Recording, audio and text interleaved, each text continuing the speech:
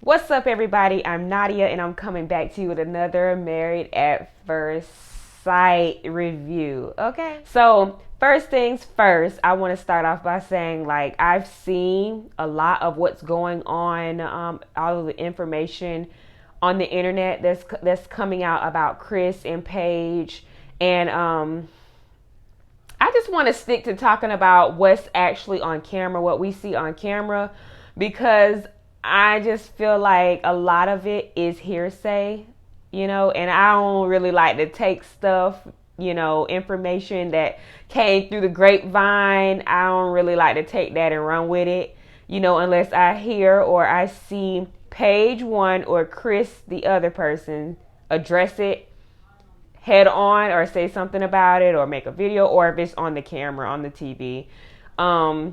And that's just that. I just wanted to put that out there because it's a lot of mess now. It's a lot of stuff coming out about the both, well, really Chris and, his shenanigans. But I want to keep it fair and just only address the things that are going on the show, So, yeah. Okay, so the honeymoon is over.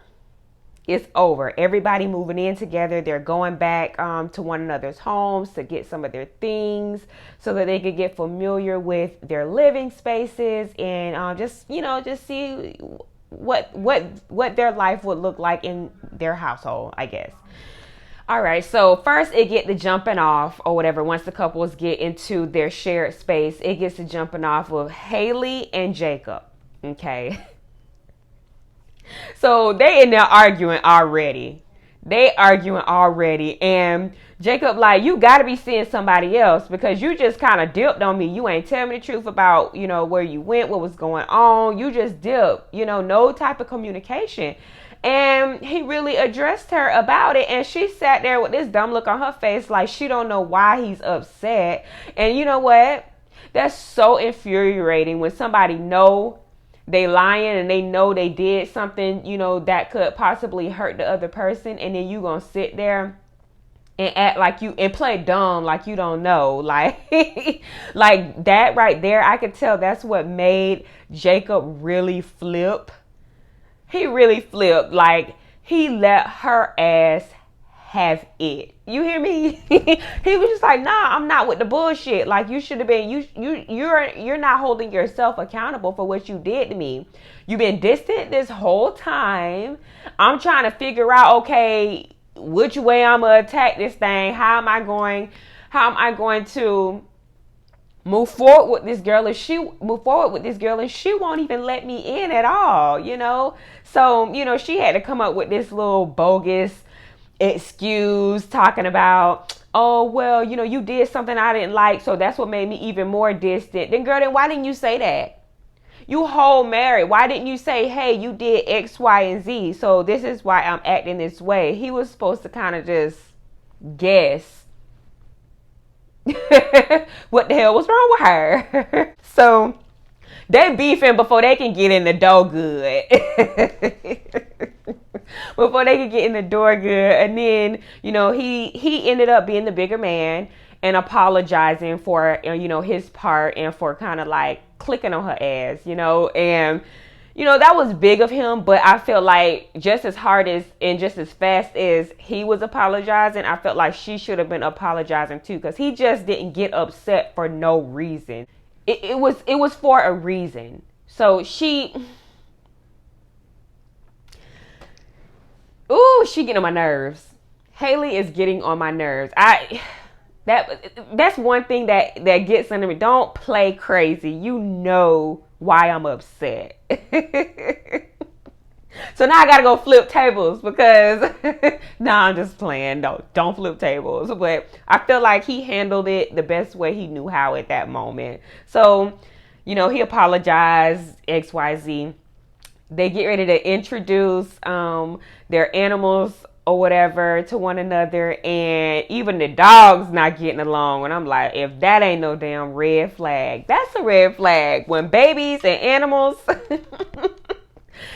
when they ain't kicking it, they ain't, it's negative in the atmosphere, then guess what? Pay attention to that. pay very, very close attention to that. Okay. He was just kind of being weird. Jacob was being weird. He was being weird again, you know, talking about this 80s crap. And, you know, if he said unnecessarily neon one more time, I'm like, dude, shut up. And she had that look on her face too. Like Haley was like, please be quiet.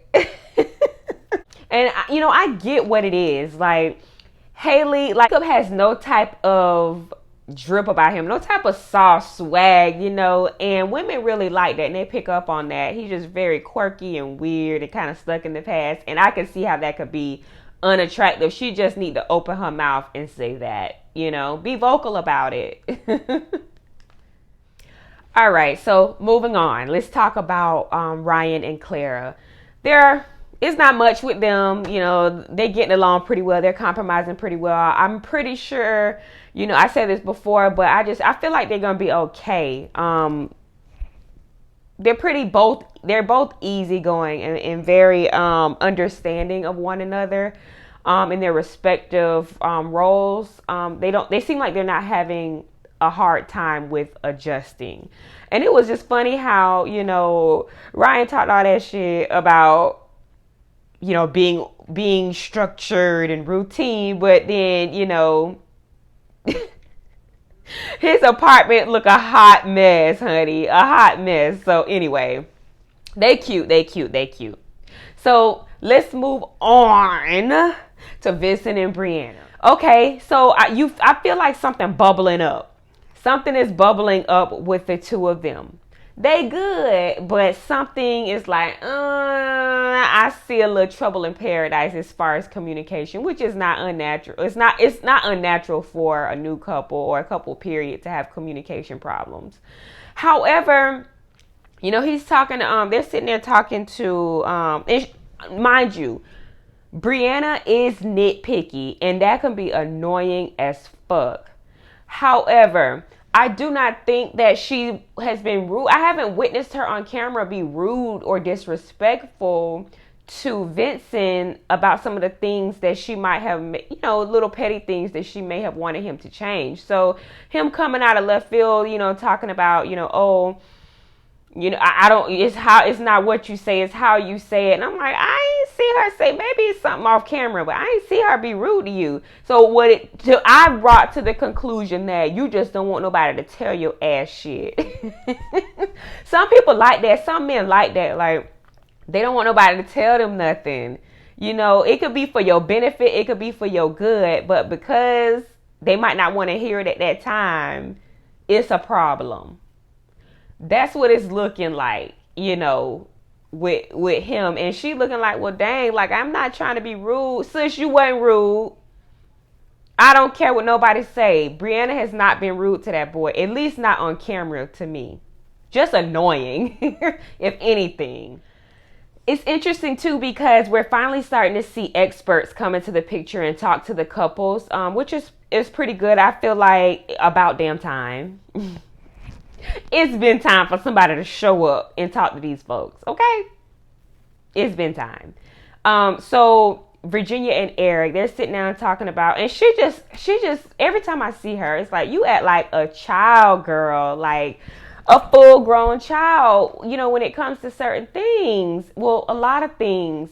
Nobody says nothing wrong with you hanging out with your friends. You sound like a teenager. You can hang out with your friends, sis, but when you got a whole man at home, you're married, you have a significant other, you have to think about them too before you make decisions to get drunk at another man's house and pass out on their couch. Why would you do that when you got a whole man at home?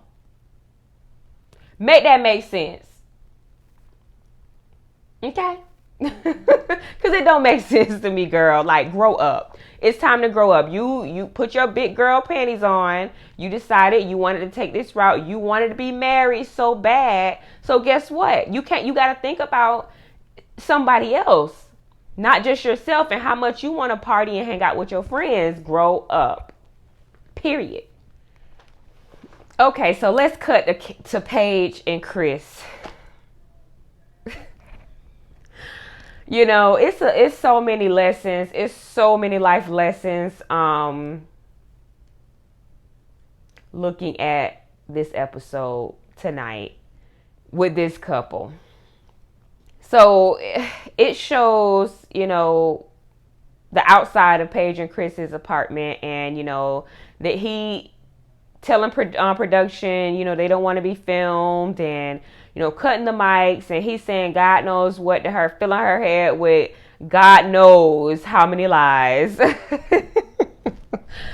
And it's not funny. I just gotta laugh about it because at this point it's crazy. So anyway, it cuts to, him packing his bags, he leaving, and she in an apartment by herself. Cause he talking about, he's saying he has to go and back home or whatever and, get some space. Okay, right. Space. So the next thing we know, Paige on the phone with production and with a producer, crying and cussing, talking about, he's saying he wanted a divorce, Chris wanted a divorce, and blase, and how could he, and just going off. And I'm like, girl, what was his energy towards him? Like, where was his energy? But she crying and hooting and hollering and, about, being stuck in this process with somebody who's doing her this way, that. So what got me was, by the time Pastor Cal came to talk to her, she still kind of was asking, like, what should I do? What should you do? Like, I don't know the stipulations in their contract with the show and who can leave and who can stay and how they could do it, but you shouldn't be asking that at this point. Paige admitted to Pastor Cal that she had been having unprotected sex with Chris for most of the time that they've been there.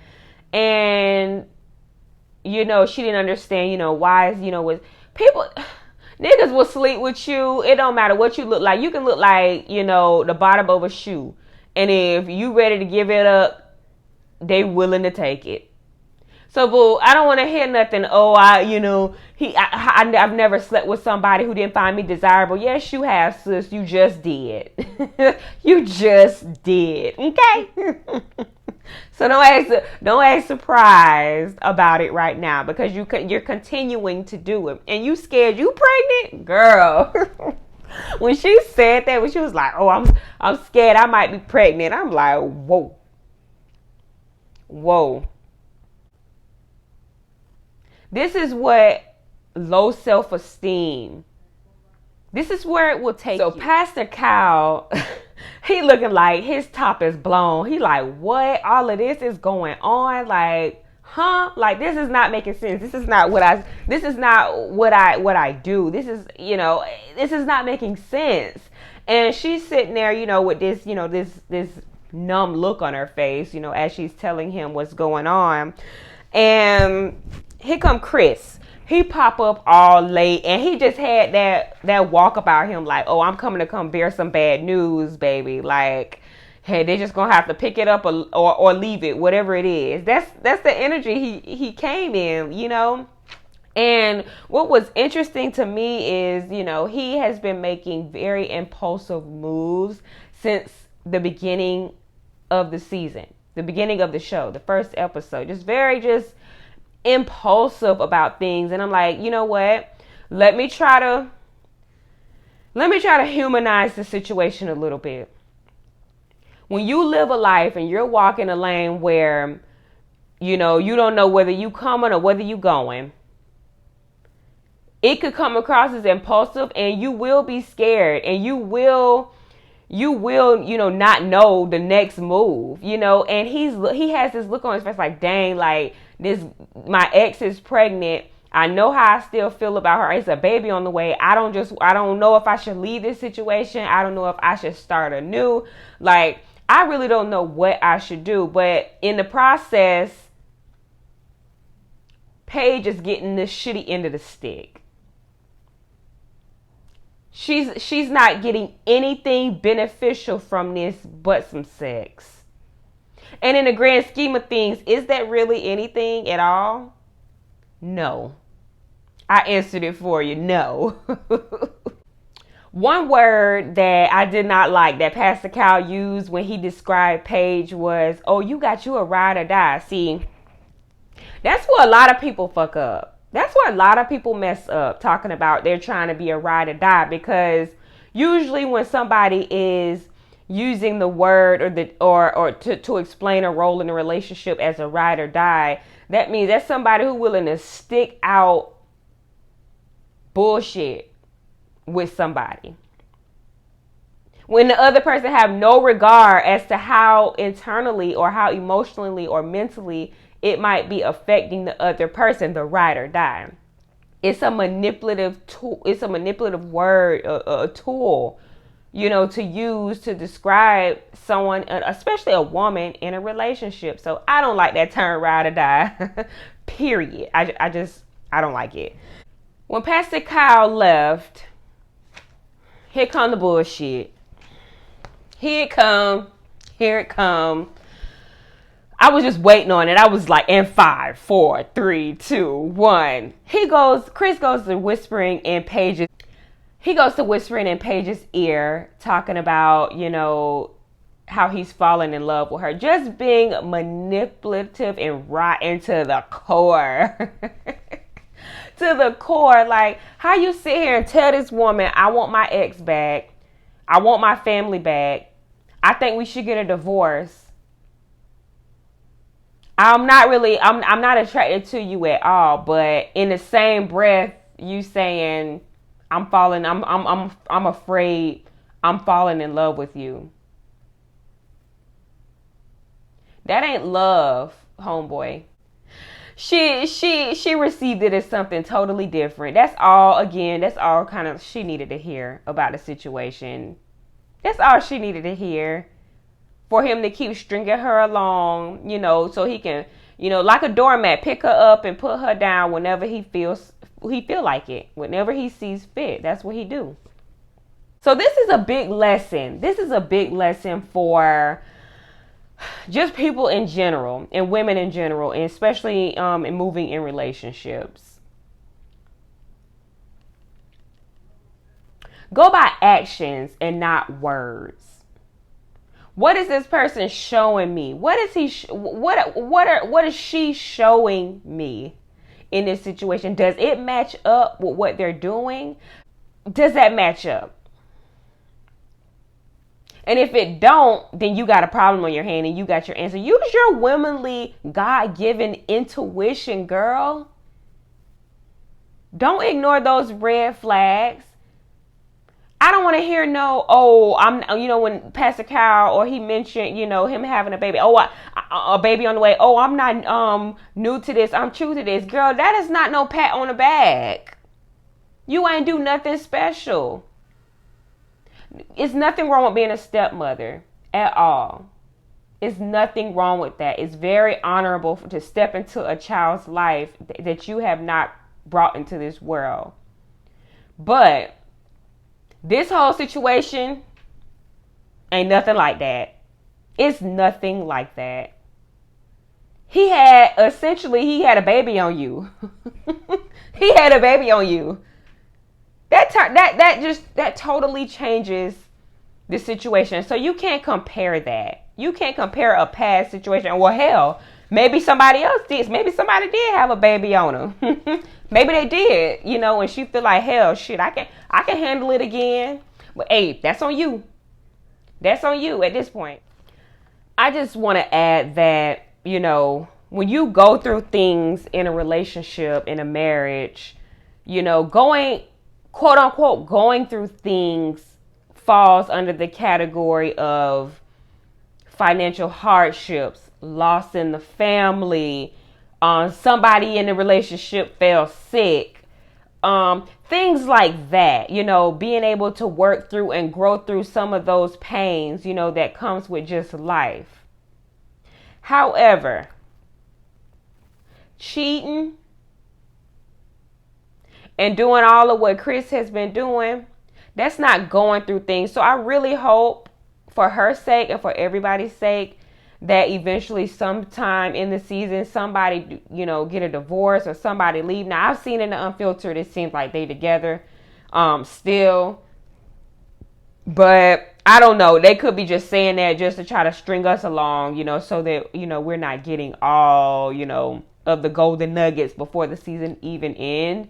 So I'm going to give her the benefit of the doubt on that. Just a little bit. Just a little bit. It ain't it. It's just not it, and again, we keep saying episode after episode. We just all keep saying this ain't it. This is not cool, And another thing, and this is my motto. This is my motto right here. If a man ever feel like he's in a predicament and he's in a position where he got to choose between me and another woman, go that way. Leave me alone. Go choose her. I'm going to help both of us out. I'm going to help everybody out and make the decision for everyone, okay? Because when you don't, you leave yourself to be in limbo and be emotionally manipulated and emotionally, going through a roller coaster, and then you start questioning your worth and your confidence plummet down to the floor. You get what I'm saying? Because you're letting somebody toy with what you initially have control over. You can't control him. You can't control her. But you can control your damn self in a situation. You can. So I just wanted to say that. That whole the boy is mine situation. It ain't it. It ain't it. And I ain't never seen it really help nobody out, whether it was in the beginning or in the end. I haven't. One thing that really, kind of triggered me a lot with Paige is when Pastor Kyle asked her why did she continue to have sex with him knowing what she knew and unprotected at that. And she was like, I felt like it was my duty as a wife. I felt like, I didn't want, and I'm like, bingo, that go that self-esteem, that go that self-confidence that's down in hell. It's in hell, y'all, at this point. There it go. And my thing is, too, it's like a part of me want to believe her and a part of me want to feel like, nah, sis, I feel like you just wanted to have sex. You wanted to have sex, too. Like, you wanted to. You was in the, in the moment. You was going to say, bump all this, I'm going through hard times or it's rocky right now, but I got a little piece of man. Some women, it's like, long as I got a little piece of man, it's better than no man at all. Some people operate that way, and it's unfortunate. Okay, it showed Paige and Chris. He's getting ready to leave again, it looked like. He's sitting there smirking and smiling at her, and she's sitting there, gazing in his eyes in the garage, and, God knows what he told her, to make her still kind of, just hanging on by a thread, girl. Just hanging on, to every little sweet nothing. Every little sweet nothing. And I could tell that it's not the end. They're not going to get a divorce. We can only hope. We can only hope, but nah, it's some more TV show for us to look at. And another thing, Vincent handled Brianna. It just wasn't cool, when he had that disagreement. And, she clearly, yes, she admitted to having a smart mouth to say little slick comments, but you knew that she wasn't trying to be malicious. Like, you knew that she was joking. Like, you knew in how she said it that she wasn't trying to hurt you. She has been nothing but transparent about how she has been feeling about Vince. So for him to totally flip, it was very immature and childish. And, he couldn't even look at her in the face and say, hey, you said this and it hurt my feelings. He looking down like this, all in his hand like a child. What's wrong with these men? What is wrong with these men on this show? I think they'll be able to work it out. You know, he's very sensitive, and if you don't want nobody to tell you nothing, I don't know what to tell you. I don't know how you work through that. I don't know how you work through that. But, you know, where there's a will, there's a way. So I hope they do make it through, because I really do like them as a couple. I think they really do fit each other. So, yeah, we're going to see. We're going to see what happens next. We're going to see kind of how all this pans out. Everybody doing good, you know, fairly good right now, besides Jacob and Haley. They're another one. I don't think they have different, you know, issues, but they're not gonna make it. Or I'll be very surprised if they do. I'm not gonna say they're not, but I'll be very surprised if they do. And then Chris and Paige, like, they will only make it because Paige don't want to leave. Paige doesn't want to be the one to make that move and put her foot down and say, hey, I'm not gonna deal with this. I deserve better. Yeah. It still ain't looking too good for them. So y'all drop down in the comments. Let me know what y'all think about this episode. I can't wait till the next week so we can break down, honey, what's going on in between these couples. All right, y'all. Don't forget to like, comment, and subscribe to my channel. Thank you all for watching and supporting my Married at First Sight videos and some of my other skincare videos as well. Until next time, bye you guys.